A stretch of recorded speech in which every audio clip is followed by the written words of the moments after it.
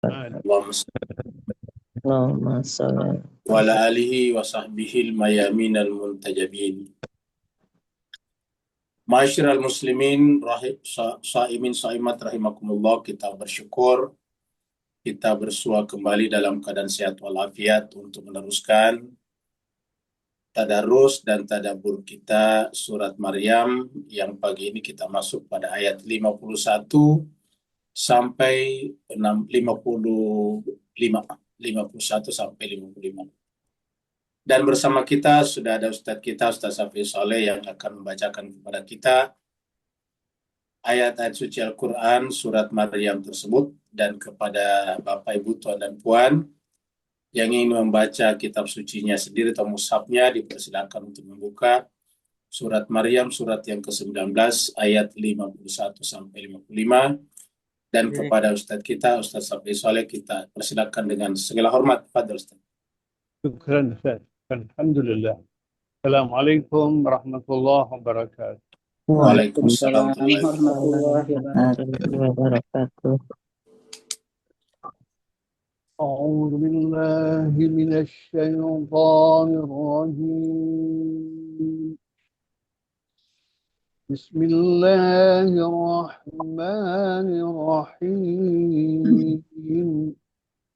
أعوذ بالله من الشيطان الرجيم. بسم الله الرحمن الرحيم. واذكر في الكتاب موسى. واذكر في الكتاب موسى إنه كان مخلصا وكان رسولا نبيا. إنه كان مخلصا وكان رسولا نبيا.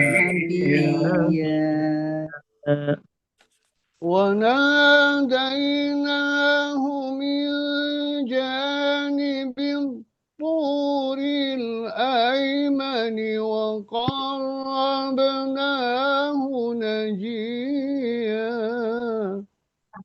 وناديناه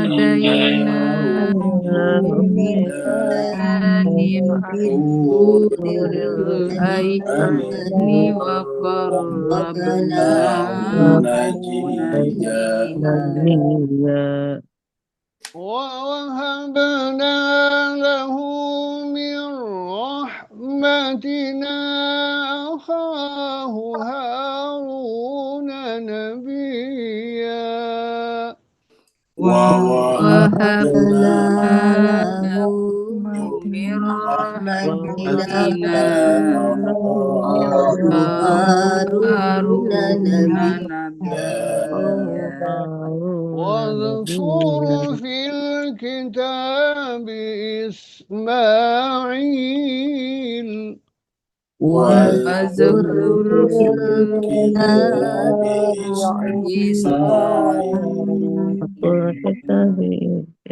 إنه كان صادق الوعد وكان رسولا نبيا. إنه كان صادق الوعد وكان رسولا نبيا. وكان يأمر أهله بالصلاة والزكاة. وكان يأمر بالصلاة والزكاة وكان عند ربه مرضيا. والزيتون والنخل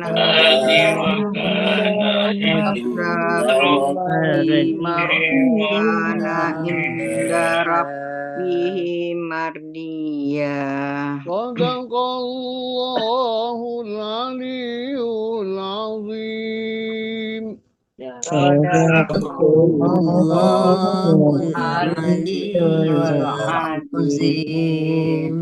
اللهم صل وسلم وزد وبارك على رسول الله وآله الأطهار على رسول الله وآله الأطهار.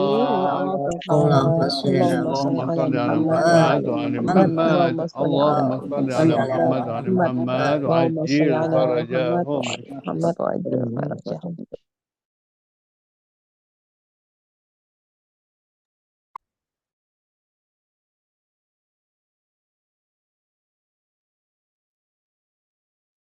Mewakili jemaah semuanya, kami mengucapkan terima kasih banyak, syukran katsira kepada Ustadz kita, Ustadz Safi Soleh dari Singapura. Semoga apa yang beliau bacakan tadi kepada kita, setiap hurufnya mendapatkan 10 kebaikan. Amin, amin, Dan amin, setiap amin. kebaikan itu menjadi cahaya nanti di alam barzah. Amin, amin, Allahumma amin, ya Allah, amin. Itu juga jemaah sekalian yang ikut membaca Al-Quran, semoga apa yang kita baca tadi menjadi asbab Allah mengirim Amin, ya malaikat Allah. rahmat di rumah-rumah masing-masing yang bersaf-saf Amin, sampai amin, arasy Allah Allahumma SWT. amin, amin. Kita teruskan surat yang ke-19. Surat yang ke-19 adalah surat Maryam. Surat ini turun di Mekah, maka dikenal dengan surat Makkiyah. Jumlah ayatnya 98 ayat. Tadi kita sudah baca sampai ayat yang ke-55. Dan seperti biasa kita mulai di satu ayat sebelumnya, yaitu ayat yang ke-50.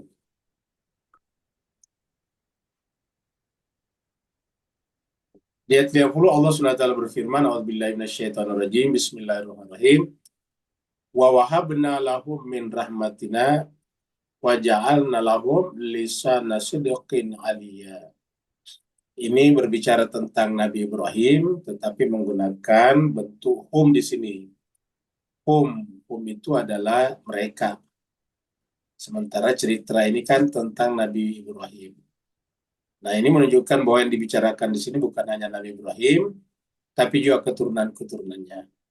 Kita sampaikan bahwa sampai sekarang ini, sejak memasuki surat Maryam, kita sudah membicarakan beberapa orang suci dan masih keturunan Nabi Ibrahim.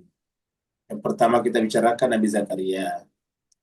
Kemudian Nabi Zakaria punya anak namanya Maryam.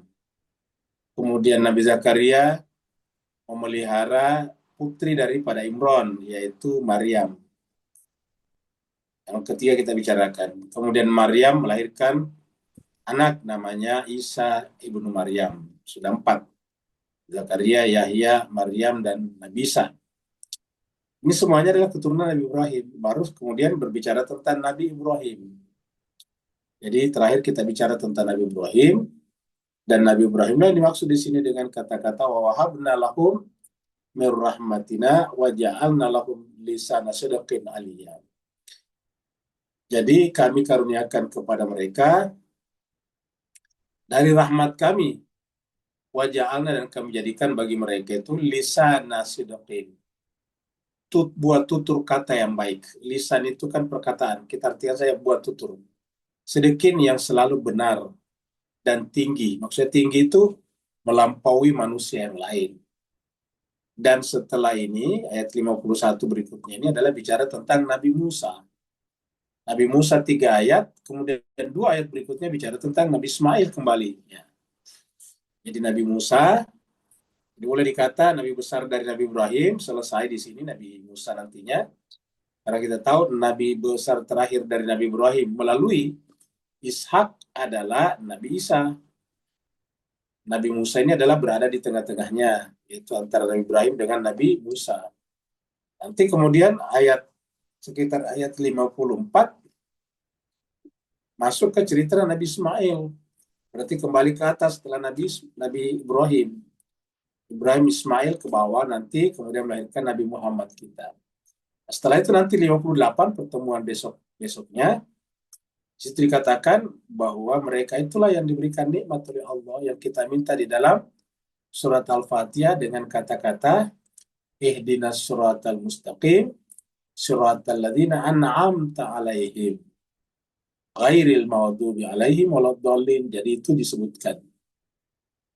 Nah, jadi mereka menjadi lisana sidqin aliyah, dan sampai sekarang agama-agama yang besar sekarang agama Samawi dari mereka. Agama Samawi yang bertahan sekarang yang bisa dikatakan menjadi pemain utama, aktor utama dalam geopolitik global adalah pertama Yahudi, yang kedua adalah Nasrani, yang ketiga Islam menurut urutannya. Yang pertama Yahudi duluan karena Nabi Musa, terus kemudian setelah itu Nabi Isa, terus Nabi Muhammad kita sallallahu alaihi wasallam. Kita lihat apa yang terjadi sekarang ini, ketegangan adalah tiga agama Samawi ini sebetulnya. Tetapi kenapa bisa terjadi ketegangan? Nah, di dalam Al-Quran disebutkan karena bagian bainahum, dan itu iri hati di antara mereka. Kan berarti bahwa ada yang salah di sana, ada yang melenceng di sana. Jadi agama-agama Samawi ini dalam perjalanannya mengalami deviasi. Deviasi inilah yang menyebabkan terjadinya kemudian perpecahan. Sehingga di tingkat global sekarang disebut dengan geopolitik, ketegangan Timur Tengah itu adalah antara tiga ini saja. Islam diwakili oleh Iran, kemudian Nabi Isa, Kristiani diwakili oleh Amerika Serikat dan Eropa. Kemudian yang ketiga adalah Yahudi, diwakili oleh Israel sekarang. Kalau kita menganggap itu sebagai agama Samawi. Nah, jadi inilah jemaah sekalian berbahagia, maka inilah bagian terakhir daripada kehidupan kita. Sekarang kita masuk pada ayat yang ke-51. Karena kita akan bicara Nabi Musa, kita mulai ilustrasinya dengan piramida. Karena kita tahu bahwa piramida itu identik dengan Mesir pada zaman kejayaan Firaun, baik Firaun 1, Firaun 2, dan seterusnya.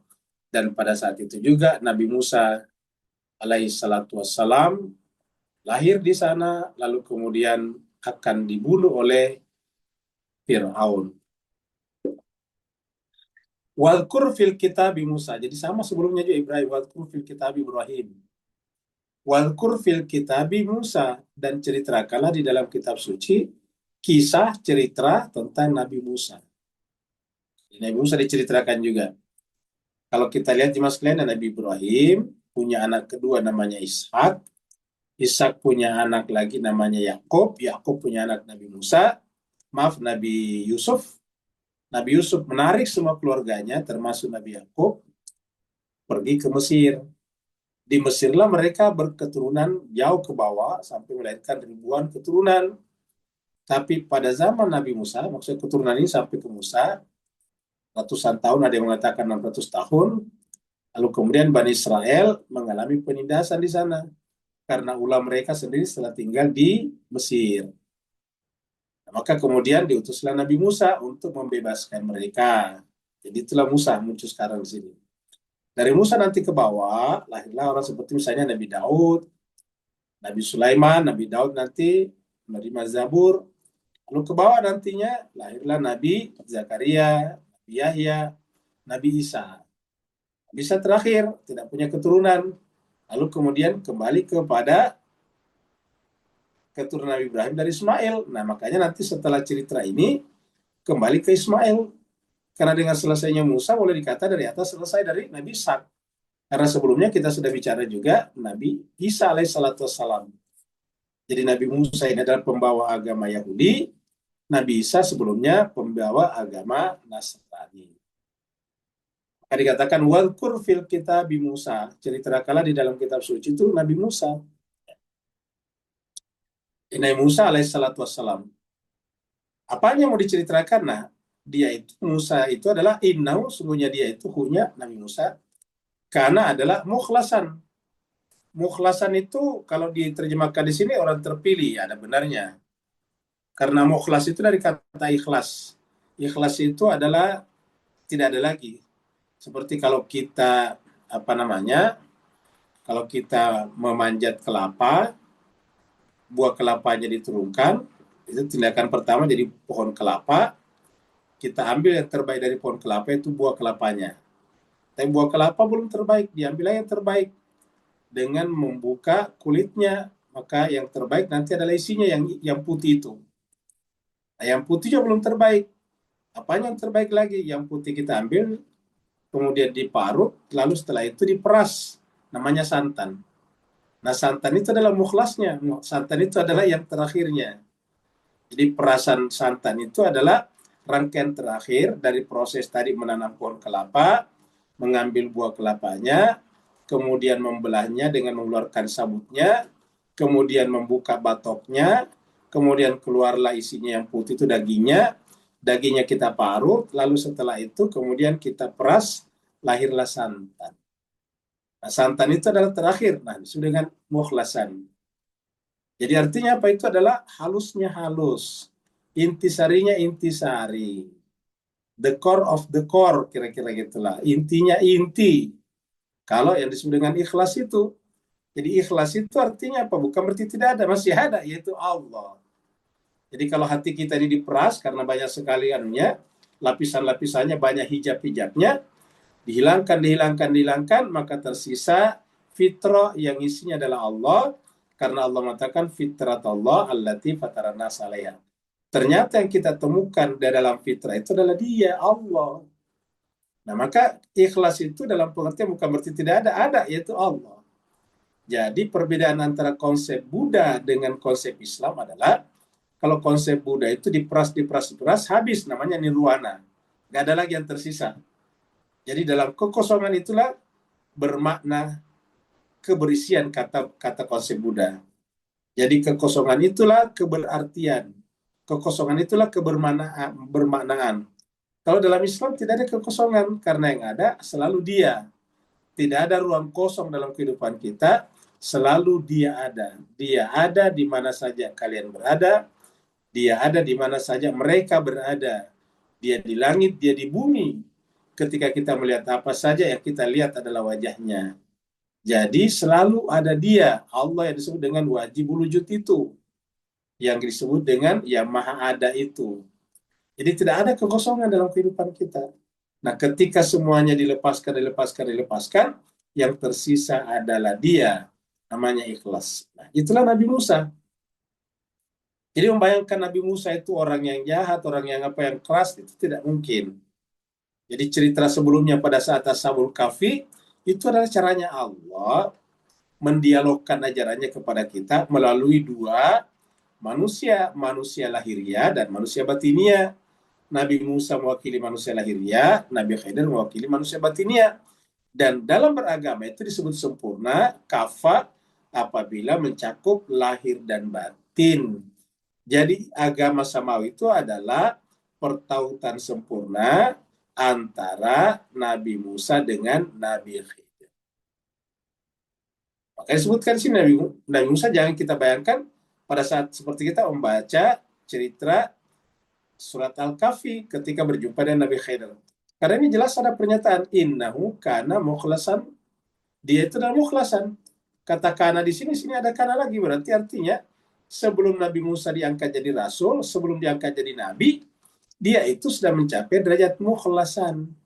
Seperti mana Nabi Muhammad SAW sebelum dilantik, sebelum dibi'tsah, dia sudah memiliki kualifikasi kenabian, walaupun belum dilantik sebagai nabi, yaitu sudah memiliki kualifikasi tabligh, amanah, siddiq, dan fatona, cerdas. Jadi semua sudah ada pada dirinya. Tinggal dilantik, tinggal dibi'tsah. Nah, maka begitu ya Nabi Musa. Nabi Musa itu sebelum dibi'tsah sebagai rasul dan nabi, dia sudah mencapai derajat mukhlasan. Jadi membayangkan Nabi Musa dengan aneh-aneh itu pasti keliru. Nah, jemaah sekalian berbahagia, kita nanti akan melihat hadis-hadis yang agak aneh tentang Nabi Musa. Ya, aneh-aneh tentang Nabi Musa. Kenapa?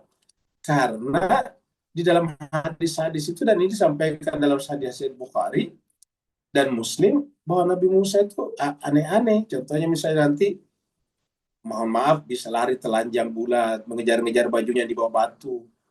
Setelah itu dia marah, batunya dipukul sampai berbekas tujuh bekas di sana. Begitu juga ketika didatangi malaikat maut, Nabi Musa marah, dia pukul matanya malaikat maut. Ini cerita-cerita ada di dalam hadis-hadis yang sahih.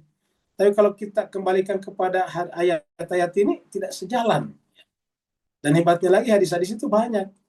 Oleh sebab itulah kita berkali-kali mengatakan, kalau kita mengatakan patokan kesahihan hadis itu adalah Bukhari dan Muslim, berarti ini hadis harus kita terima. Tapi kalau kita terima bertentangan dengan ayat ini. Dan yang kedua, menempatkan Nabi Musa menjadi nabi yang lucu-lucu. Nabi yang, mohon maaf, bodoh, masa bisa lari telanjang bulat mengejar-ngejar batu, dan batu pula membawa bajunya pergi. Ini batu bukan sembarang batu. Kalau ada batu yang berlari membawa bajunya orang, itu pasti mujizat. Masa mujizat mempermalukan seorang nabi Allah? Terus itu mujizat dari mana? Kan harus mujizat dari Allah. Kok mempermalukan Nabi Allah, Rasul Allah? Yang kedua, di situ perlihatkan Nabi Musa kok bodoh. Masa mandi telanjang baru kemudian mengejar batu yang membawa bajunya. Nanti kita lihat hadisnya. Begitu juga yang namanya malaikat maut, kan Rasul Allah juga. Masa sesama Rasul bertentangan? Nabi Musa didatangi malaikat maut, marah. Karena saking marahnya dia tonjok matanya itu malaikat maut. Malaikat maut akhirnya mundur, kembali melapor kepada Allah. Coba. Ini cerita-cerita ini ada. Nah, kalau begitu apa kriteria kesahihan hadis? Gampang, itu Al-Quran. Al-Quran adalah al-haqqu min rabbika fala takunanna minal mumtarin. Al-Quran itulah kebenaran dari Allah, dan karena tidak boleh ragu padanya. Al-Quran juga mengatakan zalikal kitab la raiba fihi hudan lil muttaqin. Ya. Tentu tidak bermaksud merendahkan Imam Bukhari dan Muslim juga. Imam Bukhari dan Muslim kita junjung setinggi-tingginya sebagai kolektor, sebagai pengumpul hadis yang luar biasa. Dia itu ibarat peneliti pada zamannya. Dia mengumpulkan hadis-hadis itu dari masyarakat. Nah, tugas kita lah untuk kemudian membaca hadis itu dengan apa? Dengan pendekatan kritis, critical thinking. Ya. Tidak ada yang bisa kita terima begitu saja tanpa melalui prosedur dua. Prosedur akal dan prosedur wahyu. Jadi dua ini. Karena akal dan wahyu ini tidak bisa saling menegasikan. Dua-duanya dibutuhkan. Kita pernah terangkan bahwa akal itu adalah bagaikan mata, wahyu itu bagaikan cahaya. Mata sempurna tapi tidak ada cahaya, tidak bisa melihat. Jadi harus ada cahaya baru mata bisa melihat. Nah, begitu juga akal ini sempurna pelaksanaannya apabila ada wahyu, karena wahyu itu adalah cahaya dari Allah SWT. Nah, jadi seperti itu. Kita lihat dulu ayat berikut ini. Kita lihat surat Hud, surat 11 ayat 96. Sini dikatakan, walaqad arsalna Musa biayatina. Dan sungguh kami mengutus Nabi Musa biayatina, membawa ayat kami. Wa sultanin mubin. Dan ada sultan. Apa itu sultan di sini? Kemampuan argumentatif. Sultan itu adalah kekuatan intelektual dan spiritual sekaligus. Itu sultan. Jadi sultan itu adalah perpaduan integrasi antara intellectual power dan spiritual power. Nah, itulah sultan. Ya. Spiritual tanpa intelektual, ya sama saja dengan Khidir tanpa Musa. Intelektual tanpa spiritual sama dengan Musa tanpa Khidir. Maka Islam kafah, artinya pertemuan antara Nabi Musa dan Nabi Khidir. Nah, maka Nabi Musa itu adalah biayatina wa sultanin mubin. Memberikan kepadanya sultan yang nyata, yang terang benderang. Jadi ini adalah penjelasannya. Kemudian ayat berikut. Jadi ingat, Nabi Musa adalah mukhlasan. Jemaah sekalian, ini yang Bapak, Ibu, Tuan dan Puan lihat, ini adalah Gunung Turzina. Ini sekarang menjadi objek wisata, menjadi objek ziarah. Orang berjalan pergi ke Gunung Turzina, tempatnya dulu Nabi Musa dipanggil oleh Allah SWT. Ya. Wa nadainahu, dan kami memanggil dia. Siapa? Hunya Nabi Musa. min janibi Tur, dari sisi gunung Tursina. Tur maksudnya sini Tur Sinai ya. Tur itu gunung Sinai ya. Di gunung Tursina itu gunung Sinai. Dari sisi gunung sebelah kanan. Ya, dari sebelah kanannya dipanggilnya. Jadi dari sebelah kanan gunung Tursina. Karena dia lewat di situ dalam perjalanannya dari Madian kembali ke Mesir. Kan kalau Madian itu kan boleh dikata sekarang tempatnya Yordania. Kemudian Mesir, ya lewat di situ gunung Tursina Sinai. Situ gunung Sinai. Nah, dia dipanggil dari sisi sebelah kanannya berdasarkan ayat ini. Tadi orang kita lihat itu pergi melakukan ziarah Tur itu adalah ke gunung Sinai. Jadi wanadainahu, dan kami panggil dia Nabi Musa min janibi Turil Aimani, dari sisi gunung sebelah kanan. Aiman itu kanan. Wa qarrabnahu najiyya, dan kami mendekatkannya. Ingat, kami mendekatkan, jadi Nabi Musa didekatkan. Kata qarrabna itu, Bapak Ibu pasti biasa mendengarkan surat An-Najm yang biasa kita bahas di tempat ini. Jadi kemudian Jibril mendekat seperti Kaba Kausaini, seperti dua ujung busur panah. Qarrabnahu. Kita lihat di sini nih. Kita lihat di surat 53 An-Najm. Ini ya. Fakana qaba kausaini aw adna. Jadi inilah dia ya. Jadi zumiratin fastawa huwa bil ufuqil a'la summa dana, mendekat, fatadalla, dan turun. Fakana qaba kausaini aw adna. Jadi dia mendekat dengan jarak seperti dua busur panah. Ini menunjukkan ada terjadi pendekatan, ingat, mendekat, lalu kemudian baru wahyu terjadi. Fa'auha ila abdi ma'auha. Lalu Allah melalui Jibril mewahyukan kepada hambanya ma'auha, apa yang diwahyukannya. Jadi wa nadainahu min janibi Turil Aimani wa qarrabnahu, kami mendekatkannya. Makanya Bapak, Ibu, Tuan dan Puan, kalau kita berniat adalah kurbatan ilallah atau taqarrub ilallah. Wa qarrabnahu najian. Najian itu kemudian terjadilah munajat, dialog. Jadi yang namanya munajat itu adalah face to face, berdua, itu namanya dialog, munajat. Jadi kalau najian munajat itu, kalau kita terjemahkan dialog, kan munajat ini kan dari sini najian, kalau dialog ini kan dari bahasa Inggris. Dialog dari bahasa Inggris, munajat ini sama. Munajat itu dialog. Jadi kalau dialog itu kan dua orang melakukan komunikasi. Kalau satu orang kan namanya monolog. Jadi ada monolog, ada dialog. Ya. Qarrabnahu najian, kami mendekatkannya sehingga terjadi. Nah, kenapa terjadi ini? Karena artinya kan terjadi pemenyatuan antara Allah dengan Nabi Musa di situ. Karena kata-kata kami dekatkan di sini. Maka terjadilah nanti dialog antara Nabi Musa dengan Allah SWT di Gunung Tursina. Di Gunung Tursina tadi. Kita lihat ayat yang serupa di sini. Surat Al-Araf. Ayatnya 142. Di mana tadi bertemu itu di Gunung Tursina. Nah, ini diceritakan di sini janji Allah kepada Nabi Musa. Wa wa'adna Musa salatina lailatan. Dan kami menjanjikan kepada Musa untuk berjumpa dengan kami, dengan Allah, salasina lailatan, sebanyak 30 malam, selama 30 malam. Watmamna, dan kami sempurnakan, biashrin, 10, maksudnya tambahkan 10 malam lagi. Sehingga fatamma miqatu rabbi, maka sempurnalah perjumpaan dengan Tuhannya, arba'ina lailatan, selama 40 malam. Wa qala Musa, lalu kemudian Musa berkata li akhihi, kepada saudaranya sebelum pergi ke Gunung Tursina, Harun, ukhlufni fi qaumi, jadilah khalifah saya. Ukhluf dari kata khalifah ini. Ukhlufni artinya khalifailah saya di tengah-tengah kaumku. Ayat ini menjelaskan bahwa khalifah itu bukan dipilih oleh manusia, tapi dipilih oleh Nabi yang bersangkutan. Ingat, ditunjuk oleh Nabi yang bersangkutan, karena Nabi adalah Rasul utusan Allah, maka penunjukan khalifah oleh Rasul, hakikatnya penunjukan oleh Allah Subhanahu wa Ta'ala.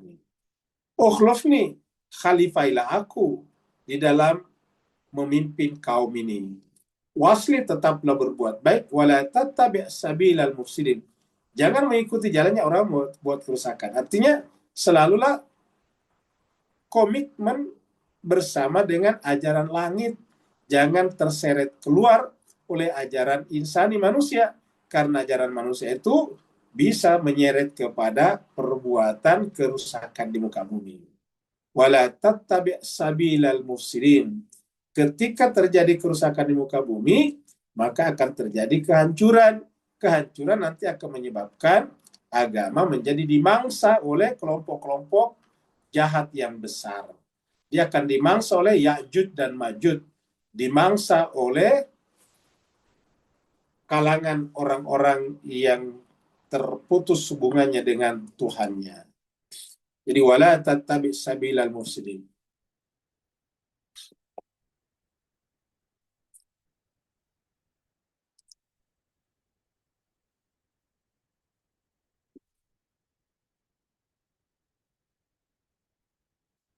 Wa wahabna lahu min rahmatina. Wa wahabna, lalu kami menganugerahkan, mengkaruniakan lahu kepadanya, ini hunya Musa, min rahmatina, dari rahmat kami, akhahu, saudaranya, yaitu Harun. Jadi ingat. Jadi kita sampaikan tadi, yang mengatakan tadi ukhlufni itu kan Musa. Nah, tetapi kita katakan bahwa Musa itu Rasul, maka otomatis pilihan Musa adalah pilihan Allah. Makanya di sini Allah menggunakan kata kami, karena kelihatannya secara lahiriah yang memilih itu adalah Musa, tetapi divalidasi, di-approve oleh Allah. Maka menggunakan kata wahabna.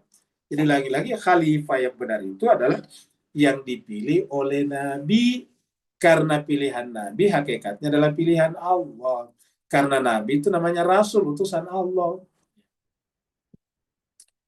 Jadi harus kita camkan ini. Makanya dikatakan bahwa itu nanti turunan dari satu dari yang lain.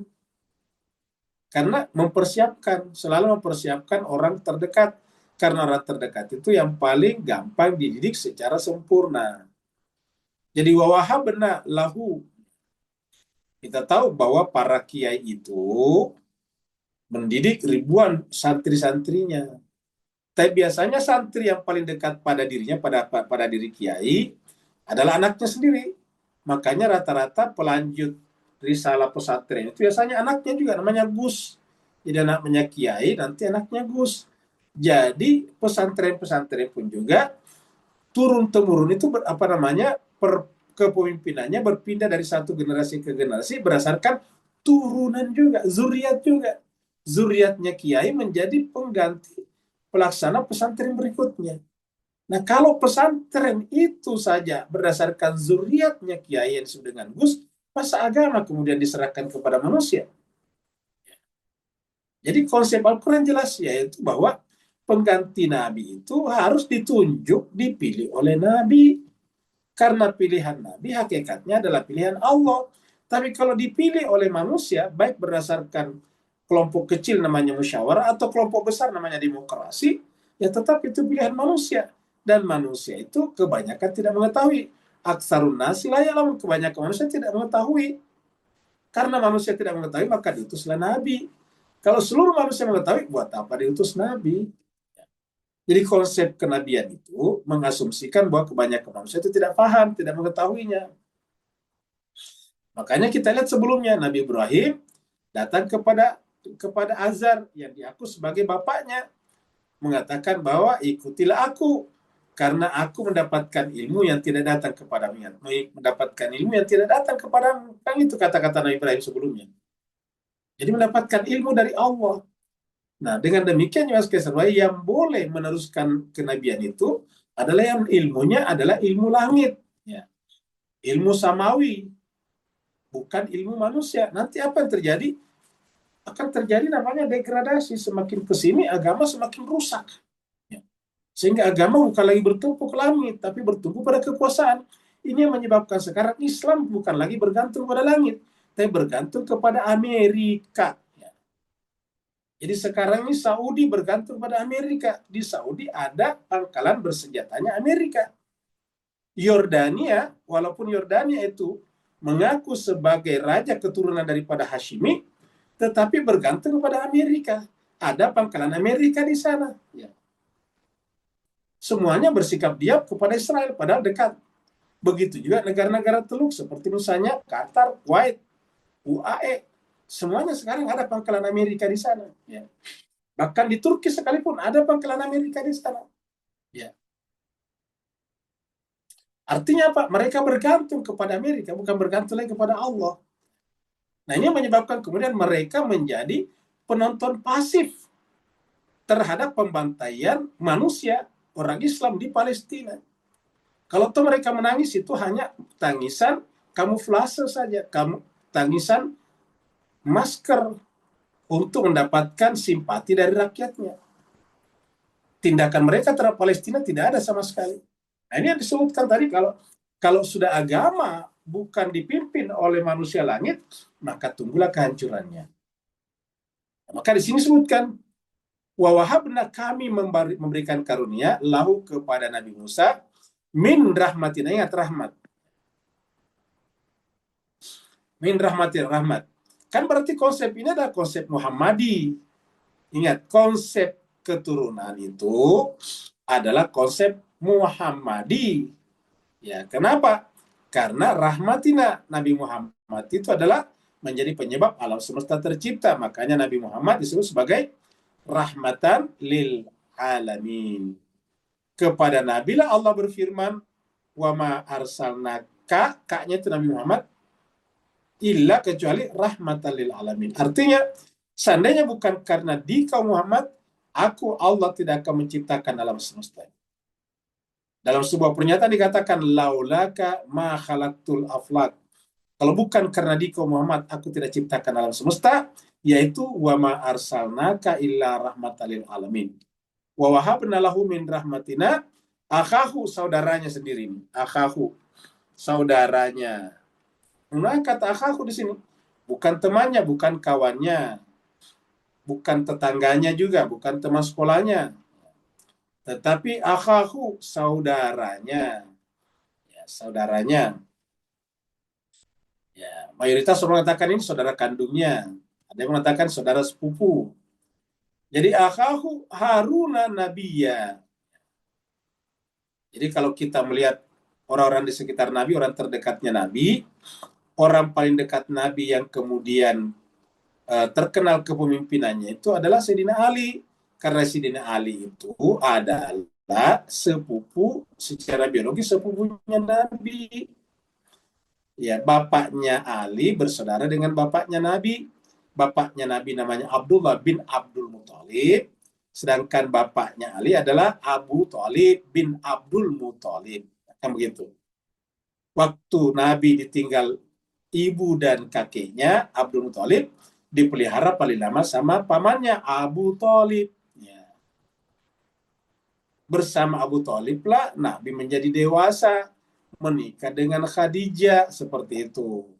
Kita sudah ceritakan saking hormatnya Nabi kepada pamannya dan bibinya, istri daripada pamannya, sampai Nabi nanti memberi nama anaknya dengan nama bibinya, yaitu Fatimah.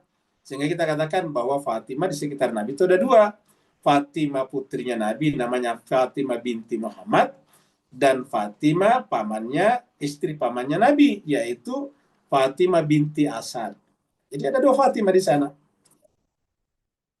Kemudian nanti setelah Nabi punya putri namanya Fatimah, dan putrinya sudah layak menikah, dinikahkannya dengan siapa? Dengan Sayyidina Ali bin Abi Thalib, yaitu sepupunya sendiri. Ya. Jadi kalau kata sama, dengan demikian Ali ini adalah sepupu akhahu, saudaranya, dan sekaligus menantu Nabi. Jadi di antara semua orang-orang dekatnya Nabi, yang paling dekat adalah Sayyidina Ali bin Abi Thalib. Dengan demikian Ali itu menyandang dua gelar dekat kepada predikat. Dia sahabat, kalau kita anggap sahabat adalah orang yang hidup sezaman dengan Nabi, tapi sekaligus dia keluarga dekat. Dia masuk kategori keluarga inti dengan menikahi putri Nabi. Ya. Bahkan Sayyidina Ali sendiri waktu masih muda tinggal di rumah Nabi, tinggal di rumahnya Khadijah.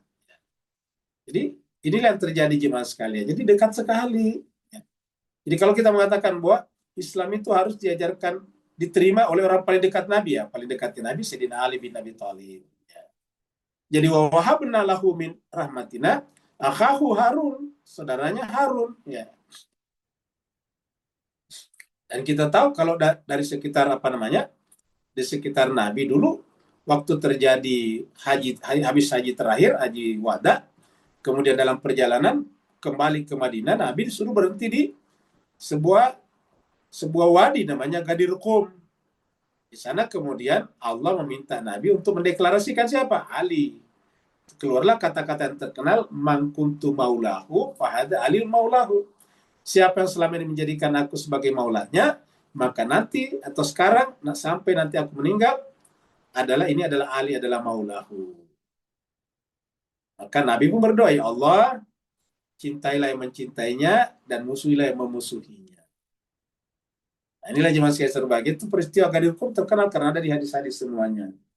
Nah, jadi itulah yang terjadi jemaah sekalian berbahagia. Jadi makanya ada hadis mengatakan, dan ini hadisnya juga sangat masyhur. Nabi mengatakan bahwa posisi Ali di sisi Nabi seperti posisi Harun di sisi Musa, hanya saja tidak ada Nabi setelahku. Ulangi lagi, pernyataan Nabi mengatakan bahwa posisi Ali di sisiku, di sisi Nabi, sama dengan posisi Harun di sisi Musa. Hanya saja setelahku tidak ada Nabi lagi. Artinya Harun bergelar Nabi, Nabiya, ini ada kata Nabiya. Jadi Harun ini adalah bergelar Nabi, sedangkan Ali tidak bergelar Nabi, karena Nabi mengatakan tidak ada lagi Nabi mimbah di setelahku.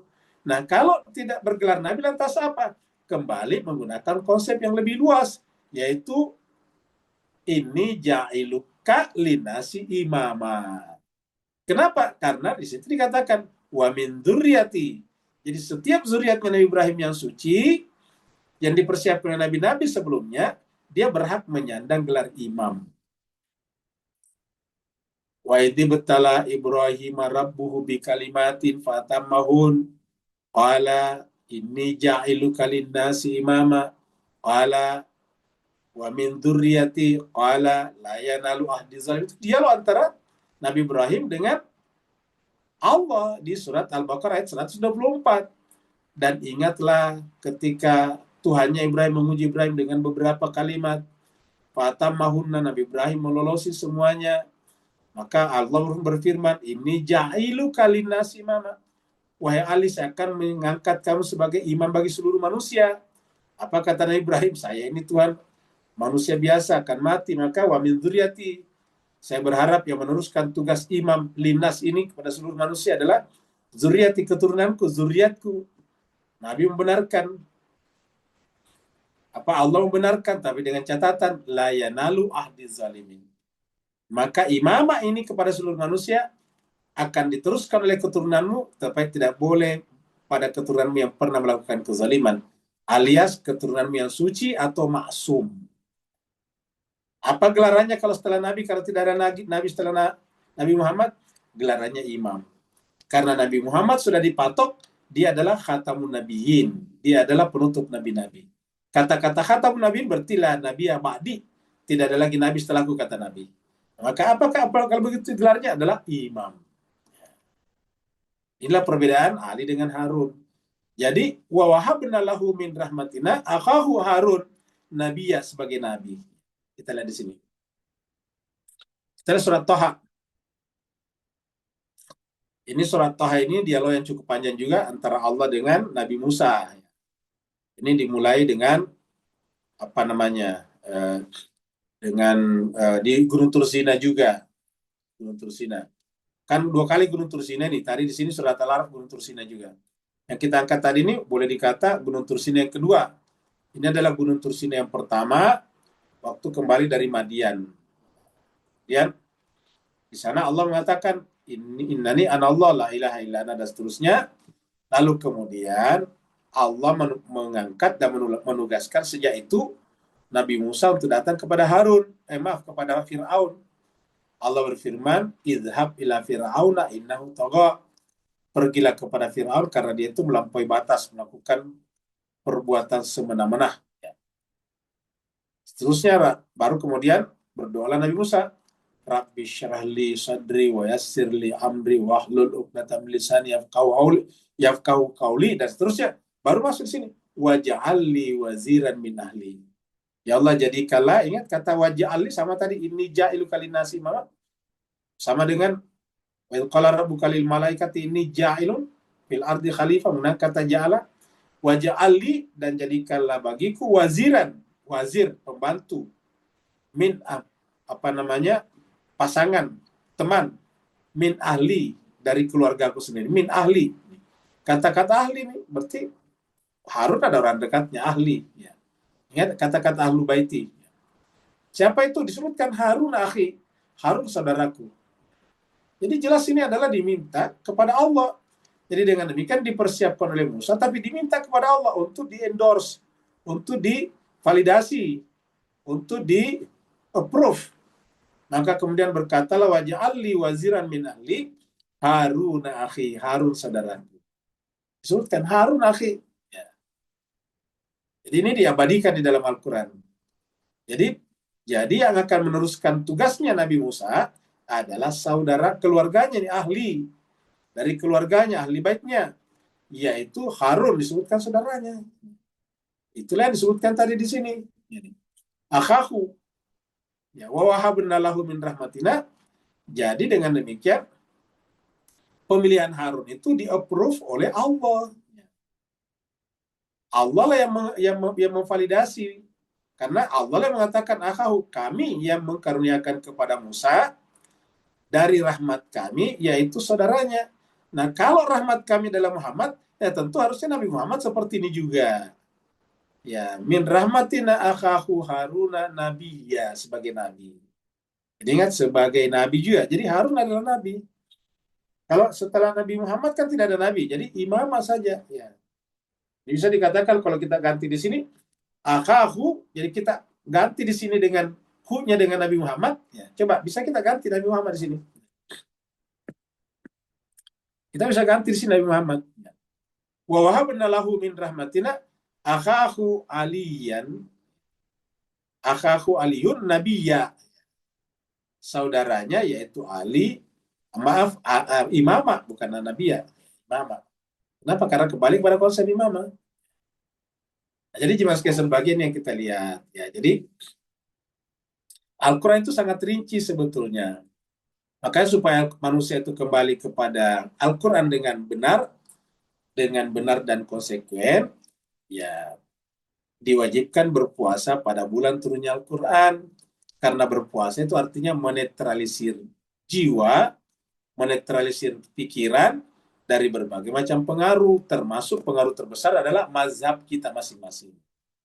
Jadi puasa itu adalah semacam cara Tuhan untuk menzeromainkan kita punya pikiran. Ingat, menzeromainkan kita punya pikiran. Karena kita tidak bisa sampai kepada kebenaran kalau kita tidak menzeromainkan kita punya pikiran. Pikiran harus dikosongkan dulu, dizeromain, dan itu adalah puasa. Maka puasa yang benar adalah puasa lahir dan puasa batin. Ya, tidak boleh hanya puasa lahir saja. Kalau puasa lahir saja tanpa puasa batin, itulah yang dimaksud Nabi. Banyak orang berpuasa tidak dapat apa-apa kecuali lapar dan haus.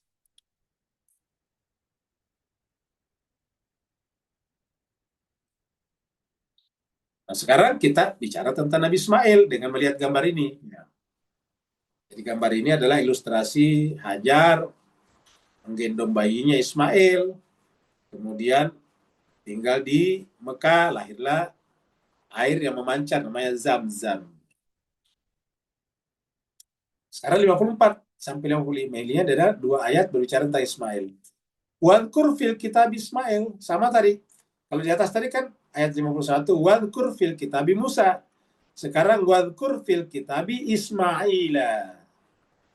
Ulangi lagi, Ismail ini adalah anak kedua dari anak pertama daripada Nabi Ibrahim. Nabi Ishak tadi sudah selesai. Nabi Ishak, Nabi Yakub ke bawah. Nabi Isa sudah selesai, Nabi Musa sudah selesai. Sekarang wadkur fil kitabi Ismail. Ceritakanlah di dalam kitab suci kisah cerita tentang Nabi Ismail. Inau sungguhnya dia Nabi Ismail itu karena adalah sadiqal wa'di. Jadi ciri-cirinya Ismail itu adalah sadiqal wa'di, selalu benar janjinya. Sebetulnya semua nabi begitu, tapi penekanannya di sini adalah sadiqal wa'di. Kenapa disebut sadiqal wa'di? Karena ketika dia berjanji kepada ayahnya maka bahwa lakukanlah perintah Allah untuk menyembelih saya, dia lakukan. Bukan hanya kata-kata, tapi dia benar-benar menyerahkan dirinya pada saatnya. Pada saat hari H itu, dia menyerahkan dirinya kepada ayah yang itu disembelih. Maka disebutkan sadiqal wa'di. Makanya Mas Kaiser bahagia, di antara akhlak dan edukasi terbesar Islam itu adalah mengajarkan tepat waktu. Ya, ingat, mengajarkan tepat waktu. Karena waktu yang kita sepakati namanya al-wa'd, perjanjian. Ingat, waktu yang kita sepakati namanya al-wa'di. Maka sebenarnya sadiqal wa'di, benar janjinya. Makanya Mas Kaiser, salah satu cara untuk membina, untuk mengedukasi diri kita masing-masing, cobalah usahakan memegang kata-katanya. Memegang janjinya.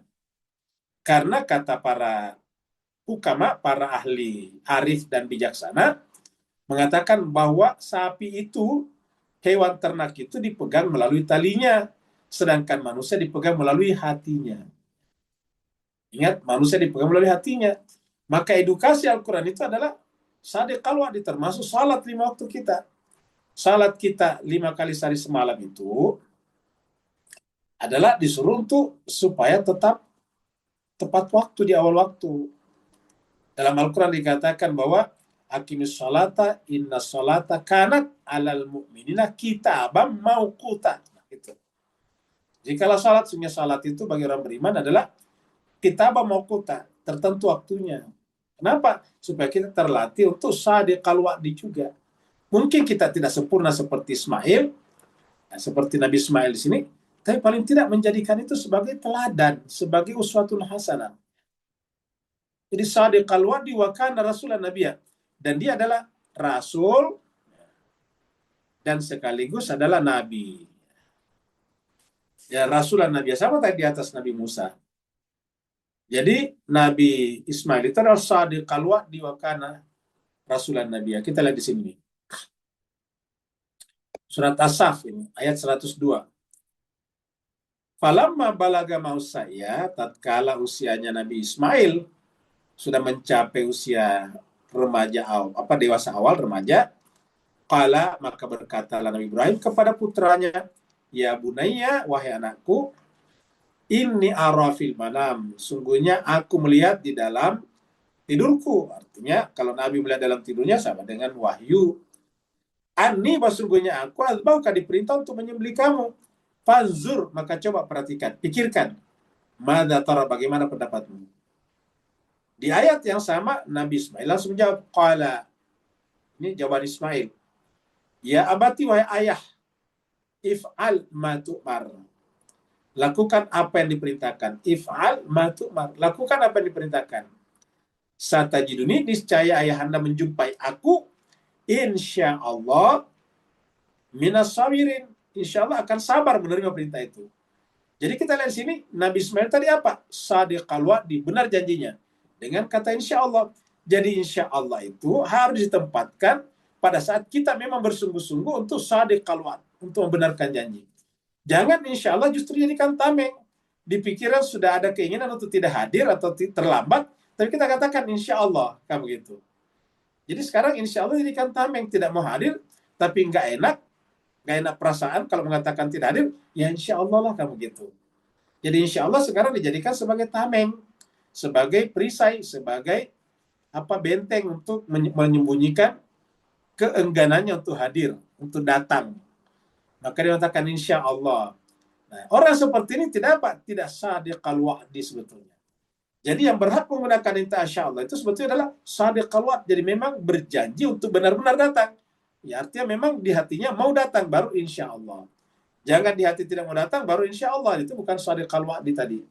Nah disinilah Nabi Ismail disebut dengan Shadiqal Wa'di karena dia katakan, ya abati if'al ma tu'mar, wahai ayah, lakukan apa yang diperintahkan, satajiduni, niscaya ayahanda menjumpai aku, maksudnya aku di sini Ismail, insya Allah minas sabirin, sabar menjalankan janji atau perintah itu. Ayat terakhir.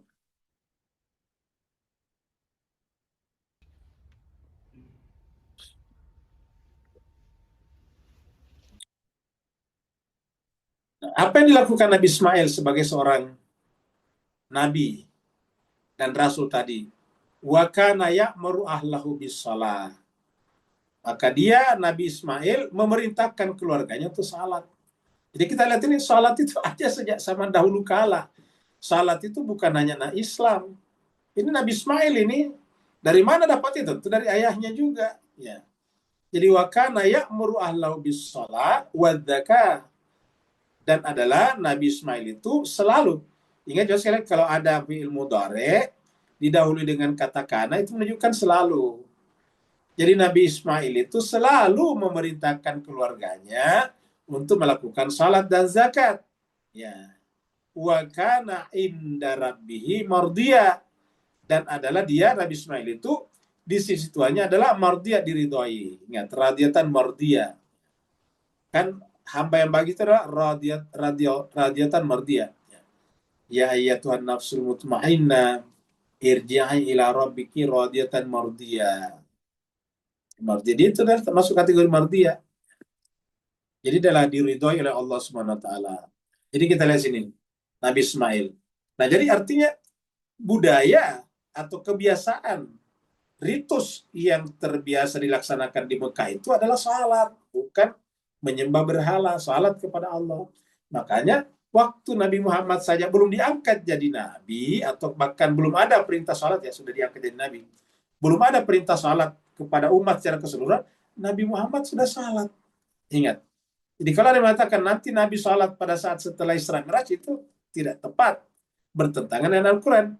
Karena Al-Quran mengatakan Nabi Muhammad itu sudah salat jauh sebelum Isra Mi'raj. Surat pertama turun adalah surat Al-Alaq. Di surat Al-Alaq atau surat 96 itulah, surat Iqra, diceritakan Nabi salat. Coba kita lihat surat Al-Alaq ya. Kita lihat surat 96. Surat Al-Alaq. Nah, di sini kita lihat.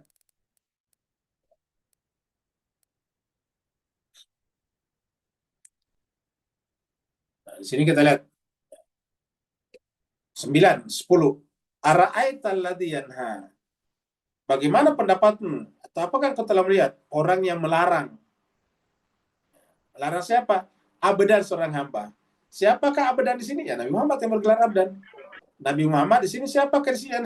Di sini adalah Abu Jahal. CS di sini nih, Abu Jahal ini. Yang melarang adalah Abu Jahal.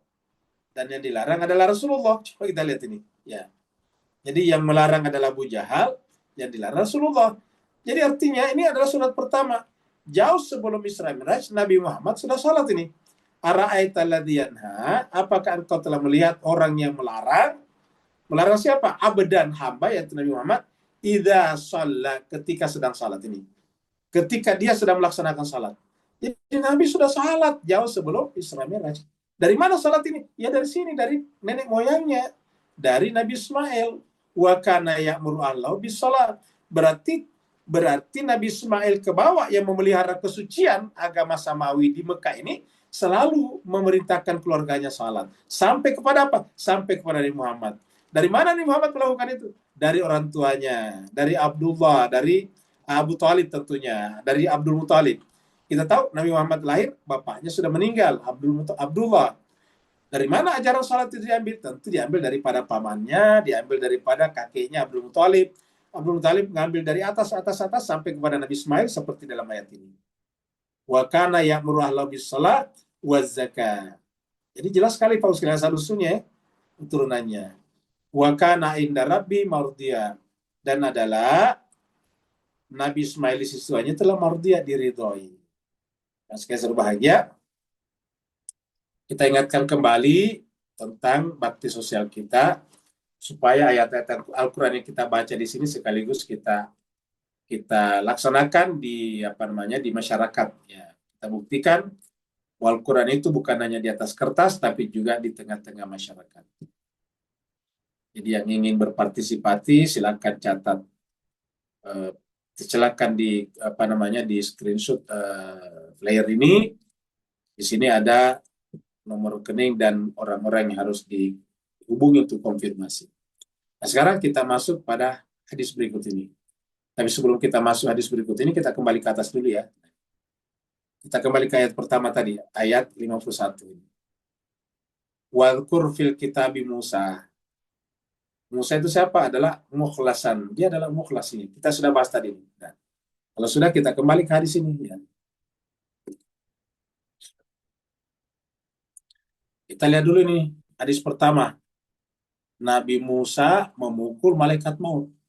Coba Bapak Ibu sekalian baca judul ini, masuk akal nggak seorang Nabi Allah memukul malaikat maut? Malaikat ini adalah manusia, makhluk suci. Kemudian malaikat juga dikenal sebagai Rasul Allah juga. Malaikat itu Rasul juga. Ya. Rasul Allah juga. Dengan demikian, ya ini malaikat itu Rasul. Nabi Musa Rasul. Masa Rasul memukul Rasul? Gimana ceritanya coba? Nah, coba kita baca ayat ini. Hadis ini maksudnya. Ini ingat hadisnya, perhatikan ini. Hadis Bukhari. Nomor 3155, catat ini. 315. Dan bukan hanya di hadis ini. Di hadis lain juga ada. Di Bukhari juga. Di Muslim juga ada. Ada di Bukhari nih. Nomor 3155. Hadisnya an Abi Hurairah radhiyallahu anhu qala, dari Abu Hurairah berkata. Jadi ini murni kata-kata Abu Hurairah, tidak disebutkan qala Nabi. Kan tidak ada mengatakan biasanya an Nabi Hurairah radhiyallahu anhu qala Rasulullah, kan begitu. Ini tidak ada qala Rasulullah. Ya. Jadi dari Abu Hurairah berkata qala, jadi qalanya kembali kepada Abu Hurairah. Apa kata Abu Hurairah? Ursila malakul mauti ila Musa. Diutuslah malaikat maut, atau kita terjemahkan di sini malaikat maut atau malakul maut. Diutus, ini ursila diutus. Ila kepada Musa. Malaikat maut itu adalah Rasulullah, Musa Rasulullah. Makanya di sini lihat hadisnya. Alaihimas salam. Perhatikan ini Pak Bu. Alaihima. Hima itu artinya keduanya. Siapa yang diberikan salam kepada keduanya? Yaitu malakul maut dan Musa. Ingat. Karena dua-duanya Rasulullah, maka alaihimas salam. Biasa kalau sahabat Nabi, radhiyallahu anhuma, kalau berdua. Kalau kita kata misalnya, dari Abdullah bin Umar, maka biasanya mengatakan radhiyallahu anhuma. Ataukah Abdullah ibnu Abbas, kita katakan radhiyallahu anhuma gitu. Nah, di sini katakan alaihi wassalam. Berarti salam kepada keduanya, siapa? Malakul maut dan Musa. Hebatnya lagi, yang kita salami kepada keduanya, masa memukul? Musa memukul malaikat maut ini. Nah, jadi lagi-lagi, ketika malaikat maut diutus ila Musa alaihi wassalam, falamma ja'ahu, tatkala Nabi Musa datang tatkala malaikat maut datang kepada Nabi Musa.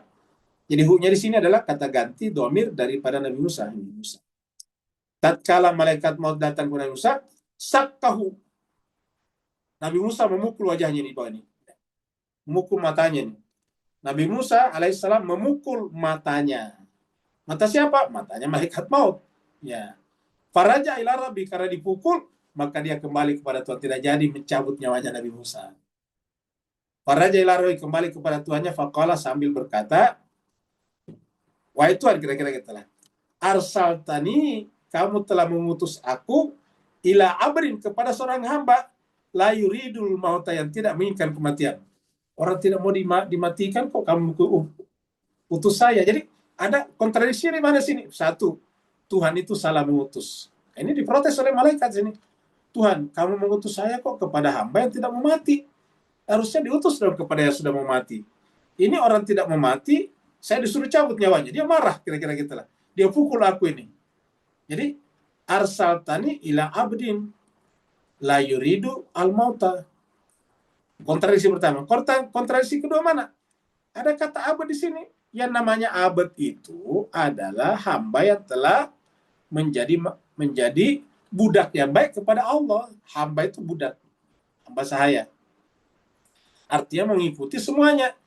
Allah menginginkan kematiannya, kok dia tidak mau mati? La yuridul mauta, padahal Allah menginginkan kematian. Apa buktinya Allah menginginkan kematian? Ya dia mengutus malaikat maut kepadanya.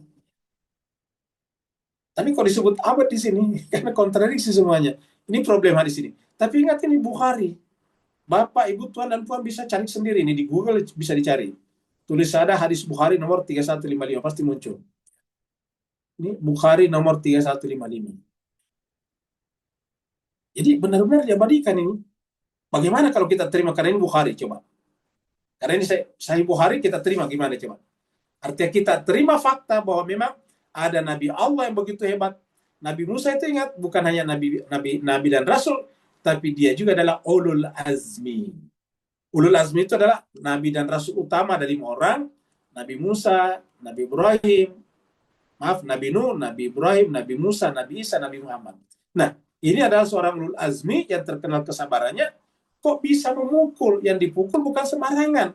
Utusan Allah yang lain, yaitu malaikat maut. Bayangkan. Memukul orang biasa saya tidak boleh. Memukul hewan-hewan saya tidak boleh.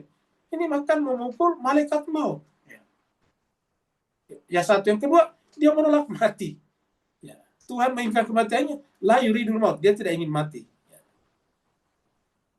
Tapi inilah faktanya. Jadi kalau kita sampaikan, selalu katakan di sini, patokan kebenaran itu bukan hadis, bukan Bukhari Muslim, tetapi Al-Quran.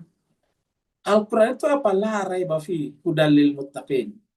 Hadis berikutnya. Hadis berikutnya, Nabi Musa mengejar batu. Kita artikan, kita kasih judul mengejar batu. Jadi mengejar batu. Kok bisa? Nah ini dia. Ini juga dari Abu Hurairah juga. An Abi Hurairah anin Nabi. Kalau ini ada anin Nabi sallallahu alaihi wasallam. Jadi mengatakan bahwa Nabi bersabda. Qala itu bersabda. Jadi Nabi katanya bercerita, kanat Bani Israel dulu itu, kanat itu dulu, Bani Israel pada zamannya, Nabi Musa maksudnya, pada zaman Nabi Musa, ya getasiluna, itu mandinya urat-uratan, yaitu dalam pengertian bertelanjang. Jadi Bani Israel dulu kalau mandi, yang getasil itu mandi, itu telanjang. Tidak pakai kain apapun juga, tidak pakai alas, tidak pakai penutup. Sehingga apa? Yanzuru ba'duhum ila ba'din. Sehingga satu sama lain saling melihat auratnya. Yanzuru ba'duhum ila ba'din. Wa kana Musa sallallahu alaihi wasallam yaghtasilu wahdahu. Dan karenanya Nabi Musa tidak mau gabung mereka nih. Musa sallallahu alaihi wasallam mandi sendiri karena tidak mau gabung dengan mereka karena kan sama-sama telanjang. Faqalu, maka mereka pun berkata kepada sesamanya Bani Israel, wallahi, ini bukan wallahi ya, harusnya wallahi di sini, demi Allah. Wallahi ma yamna'u Musa an yaghtasila ma'ana. Demi Allah tidak ada yang menghalangi, yamna itu menghalangi Musa untuk mandi bersama kami illa kecuali annahu adaru. Kecuali bahwa dia itu punya penyakit, mohon maaf, di bagian paling sensitifnya, yaitu namanya hernia. Adar itu hernia nih. Di bawah ini hernia ya. Adar. Pada mamarratan yang tasil, maka suatu kali Nabi Musa pergi mandi. Fawada saubahu. Lalu dia meletakkan pakaiannya, saub itu pakaian. Ala hajarin, di atas batu. Jadi fawada saubahu ala hajarin, dia meletakkan pakaiannya di atas batu. Tapi apa yang terjadi? Fafarral hajar. Ternyata batu itu lari nih. Fahar itu lari. Batu itu ternyata lari bisaubi dengan membawa pakaiannya Musa. Sehingga apa yang terjadi? Fakharaja Musa. Musa keluar dari air fi istri, dalam mengejar. Istri itu mengikuti. Ya, dalam mengikuti batu yang membawa pakaiannya, dalam keadaan mohon maaf bertelanjang bulat, yaqulu seraya berkata, saubi, pakaianku, ya hajar, wahai batu nih. Saubi ya hajar, pakaianku wahai batu. Begitu terus, saubi ya hajar. Hatta nazarat Banu Israel ila Musa. Karena menjadi perhatian, maka Banu Israel pun pada melihat kepada Musa dalam keadaan mohon maaf lagi berjalan dalam keadaan telanjang, lari, bukan lagi berjalan, berlari mengejar batu. Faqalu, seraya berkata, mereka berkata siapa Bani Israel? Wallahi, demi Allah, ma bi Musa min basin. Ternyata Nabi Musa tidak mengidap penyakit apapun juga. Kan berarti melihat anunya. melihat bagian sensitifnya Musa, kan begitu. Bayangkan Pak Buskaizer bagian Nabi seperti ini. Ya. Ya, wallahi ma bi Musa min basin. Wa akhadha thawbahu. Lalu kemudian Nabi Musa mengambil pakaiannya, fatafika bil hajari darban. Lalu kemudian dia marah, memukul batu dengan pukulan yang luar biasa. Batu dipukul. Ada tambahnya karena panjang sekali, saya potong sampai batu itu berbekas 6 atau 7 bekas pukulan. Dan ini bukan hanya di hadis nomor 269 ini. Hadis Bukhari nomor 269, Bukhari lagi nih. Di bawah ini. Ini adalah hadis Bukhari di bawah ini, lihat. Ya. Bawah ini. Nomor 269. Kita lihat di hadis yang berikutnya nih. Kita lihat di sini. Ya, di sini ada hadis juga nih. Ini enggak muncul ya. Kita lihat di sini nih. Ya. Tadi di sana kan 269, sekarang kita lihat di sini. Ya, dari Muslim. Ya, dari Muslim maksud saya, ada di Bukhari Muslim ini. Kita lihat misalnya Muslim. Ini kan tadi coba ulangi lagi. Ini tadi yang kita ambil dari hadis itu tadi ini. 269, tadi di sini berapa di sini? Ini 269 juga. Ini tadi kita ambil dari sini. Nah, di sini ya. Kalau di sini ada tambahnya nih jemaah sekalian di 269 ini. Saya potong tadi ini. Demi Allah, kata Abu Hurairah, demi Allah, sungguh pada batu tersebut terdapat bekas pukulan 6 atau 7 akibat pukulannya ini. Sab'atun ini. Sittatun atau sab'atun darban bil hajar. Ada sekitar 6 atau 7 kali bekas pukulan di batu itu. Ini adalah Bukhari. Nah, sekarang kita lihat sini. Hadis Muslim. 513, 4372 ini semua sama nih hadisnya. Di Ahmad juga ada nih. Kita lihat di sini. Ini Muslim 513 sama juga. Orang-orang Bani Israel ini, orang-orang Bani Israel mandi dengan telanjang hingga sebagian mereka melihat aurat sebagian lain. Sedangkan Nabi Musa alaihissalam mandi sendirian. Mereka berkata, demi Allah tidak ada yang menghalangi Musa untuk mandi bersama kita kecuali karena dia memiliki cacat pada auratnya. Suatu ketika Musa pergi mandi, dia letakkan pakaiannya di atas muka batu. Tiba-tiba batu terbang membawa pakaiannya. Musa berlari mengejarnya sambil berteriak, hai batu, tinggalkan pakaianku, hai batu, tinggalkan pakaianku, begitu terusnya. Sehingga orang-orang Bani Israel melihat aurat Musa. Mereka berkata dan seterusnya. Dapat kita bayangkan ini. Kan ini kok bisa Nabi seperti ini, childish seperti ini. Ya, mohon maaf kalau kita sekarang kayak orang gila, kan begitu. Tapi ini ada di hadis Bukhari Muslim, ini Muslim. Ini tadi kita lihat Bukhari di sini. Nah, apakah kita ingin mencela Bukhari dan Muslim? Tidak. Imam Bukhari dan Muslim telah melakukan tugasnya dengan luar biasa. Mereka berdua adalah, bahkan yang lain adalah kolektor hadis yang luar biasa. Mereka telah mengumpulkan data yang hidup di masyarakat. Dia mengumpulkan untuk kita. Nah, sekarang tugas mereka sudah selesai dan itu mulia sekali. Kita harus junjung tinggi, setinggi-tingginya. Sekarang tugas kita. Untuk apa? Untuk tidak menerima laporan ini begitu saja. Seperti mana kalau kita baca berita, jangan terima begitu saja. Tugas kita menggunakan critical thinking, itu akal. Lalu kemudian kita bawa kepada Al-Quran tadi. Al-Quran tidak seperti itu kalau Nabi Musa. Nah, saya kira begitu jemaah sekalian terbaik karena waktunya sudah sangat jauh ini. Terima kasih banyak atas perhatiannya. Mohon maaf atas segala kekurangannya. Walaupunikum, kalau ada yang bertanya dipersilakan. Yang lain mau pergi ke kantor silakan. Assalamualaikum Ustaz.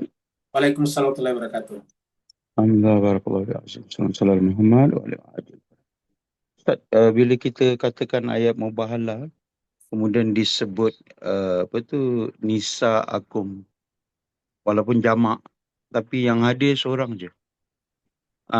Pusana, walaupun dipanggil jiwa-jiwa seluruh umat Islam, tapi yang turun 2 orang je. Kemudian abna akum, yang turun pun 2 orang juga. Maka konklusi intelektual kita secara rasional ini ada kena dengan derajat yang Allah angkat berbanding dengan seluruh umat yang tak dapat datang atau tak diizinkan datang untuk wakili Allah. Maka bolehkah kita guna pakai dalam konteks pemikiran rasional juga bahawa 30 hari lepas wafat Abu Talib lalu diikuti oleh Khadijah, Maka tahun kesedihan tadi mengakibatkan Allah hiburkan Nabi, sebagaimana ulama gambar-gambarkan, dengan menjemput peristiwa Isra Mi'raj untuk menjadikan kekasihnya tadi jangan bersedih sampai tahun tu ada nama khas.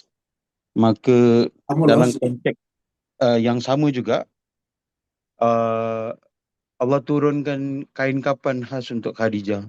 Apakah hadis-hadis tadi semua yang rekod dalam kitab-kitab mutawatir tadi boleh digunakan pakai sebagai tanda derajat yang Allah beri sisinya? Afwan semua maaf batin.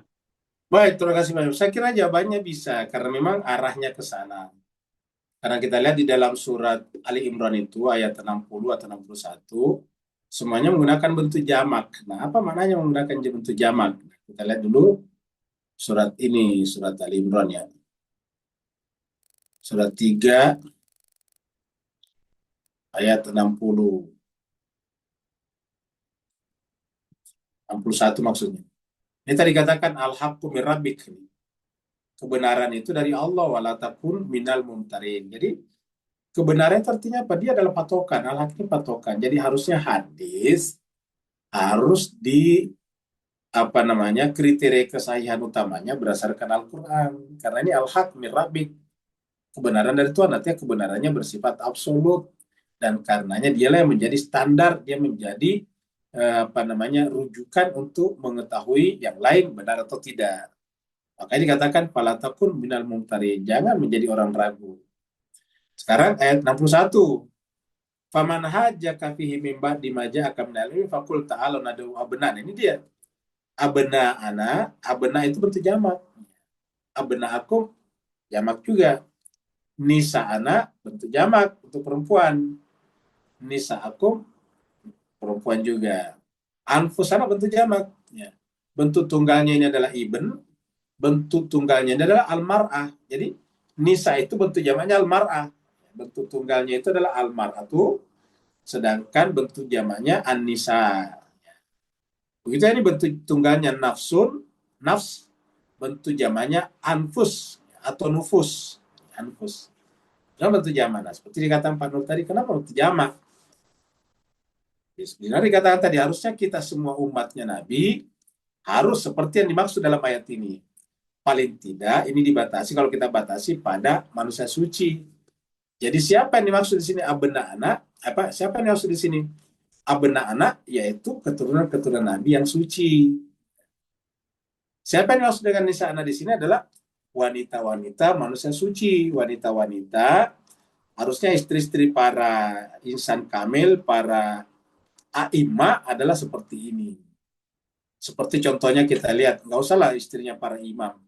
Istrinya Ali Khamenei sekarang, Rahbar, itu hampir tidak pernah dikenal oleh masyarakat. Siapa yang kenalnya? Anda harus memelihara dirinya, jangan sampai menjadi objek pemberitaan yang kemudian menjadi mengacaukan fokus tugas suaminya. Ya. Jadi dia harus berada di belakang mendukung suaminya seperti Khadijatul Kubra. Nah, seperti itu loh, nisa'ana, anfusakum. Ketika anfusana, Sayyidina Ali dimasukkan. Jadi Sayyidina Ali orang tua, Hasan Hussein sebagai anak, Fatimah di sini sebagai istri daripada Imam Ali. Seperti itu. Ada lagi yang lain sebelum kita tutup? Ustaz. Ya. Ya, silakan. Ustaz.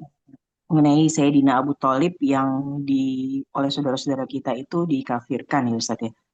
Dan juga katanya ada ayat Al-Qur'annya yang menyebutkan di surat At-Taubah 113-114, surat Al-An'am 26 dan surat Al-Qasas 56. Itu padahal kalau berdasarkan informasi yang tadi Ustaz sampaikan, Sayyidina Abu Thalib itu kan pasti sholat juga kan Ustaz, dan mereka sekeliling mereka itu tahu bahwa Sayyidina Abu Thalib adalah memeluk agama Islam. Mohon pencerahannya Ustaz. Wah, syukur. Jadi sebetulnya ini konsekuensi daripada selalu keluar daripada Al-Quran. Kenapa kita selalu mencari di luar Al-Quran? Bahwa memang ada pamannya Nabi yang nyeleneh, yang keluar, memang iya. Tapi bukan Abu Thalib, tapi Abu Lahab. Ada di dalam Al-Quran. Tidak ada surat Abu Thalib, yang ada surat Abu Lahab. Surat Al-Masad itu adalah Abu Lahab di sana, bukan Abu Thalib. Ya, jadi pamannya Nabi yang jelas-jelas menentang itu adalah Abu Jahal, Abu Lahab. Tabbat yada Abi Lahabin. Abi Lahab itu Abu Lahab. Ya, kok kenapa dipindahkan ke sini? Nah, sebabnya karena itu tadi ada semacam upaya sistematis, terstruktur, dan masif untuk menyingkirkan keluarga Nabi dari percaturan Islam di awal. Dan upaya inilah sebetulnya adalah sekaligus upaya untuk mendesakralisasi Islam, sehingga kemudian Islam nanti menjadi ke bawah, tereliminasi menjadi urusan manusia, bukan urusan Tuhan lagi. Ya, contoh misalnya kita lihat Khadijah. Siapapun yang tahu kalau Khadijah itu perannya luar biasa dalam Islam. Semua orang tahu bahwa Khadijah itu kaya raya dan habis kekayaannya untuk mendukung Nabi. Tapi kok seakan-akan hilang sekarang perannya. Jarang dibicarakan perannya Khadijah. Ya. Kemarin atau hari ini itu adalah hari syahadanya Khadijah dan tidak dibicarakan banyak orang. Di masyarakat kita lebih banyak membicarakan kepergian seorang kiai lama, kiai, kan ada namanya haul kiai A, kiai B. Tapi haulnya Khadijah nggak pernah diperingati, hilang dari masyarakat. Padahal kalau kita ingin mensofistikasi kembali umat Islam, seperti mana yang diinginkan oleh manusia modern sekarang, Khadijah harus dimunculkan.